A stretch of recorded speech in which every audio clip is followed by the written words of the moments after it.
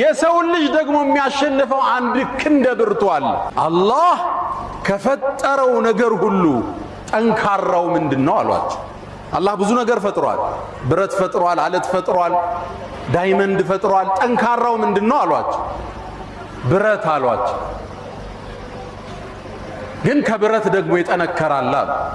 ምንድነው አሏቸው። ሰዓት አሏቸው። ሰዓት ብረትን ያቀልጠዋል አይደል? ስለዚህ ከብረት የጠነከረ ማን ነው? ሰዓት ነው ማለት ነው።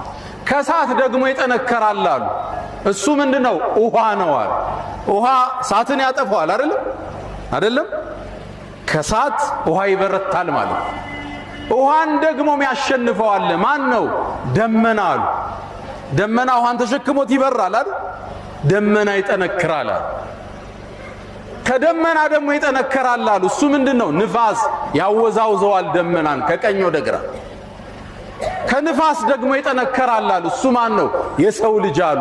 ንፋስን ይተነፍሰዋል፣ ንፋስን ይቆጣጠረዋል። የሰው ልጅ ደግሞ የሚያሸንፈው አንድ ክንደ ብርቱ አለ። እሱ ማን ነው? እንቅልፍ ነው አሉ። እንቅልፍ የማያሸንፈው ሰው አለ? ጀግና በለው፣ ዓሊም በለው፣ ሀብታም በለው፣ ንጉስ በለው፣ እንቅልፍ ከመጣ እጅ መስጠት ነው አይደል? እንዴት እንደወደቀ ማያውቀው ማለት ሲነሳ ነው የሚያውቀው። እንቅልፍን ደግሞ የሚያሸንፍ አንድ ብርቱ አለ። እሱ ምንድነው? ጭንቀት ነው። ሐሳብ፣ ትካዜ፣ ሀም ይባላል። ሀም ያለው ሰው እንቅልፍ ይመጣዋል፣ ይወስዳል። ያስጨነቀ ያሳሰበ ነገር ኑሮ ስትገላበጥ ይነጋል አይደል?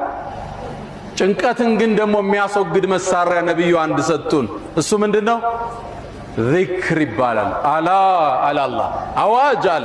በዚክሪላህ አላህን በማስታወስ ተጥመኢኑል ቁሉብ ልቦች ይረጋሉ፣ ጭንቀት ይወገዳል።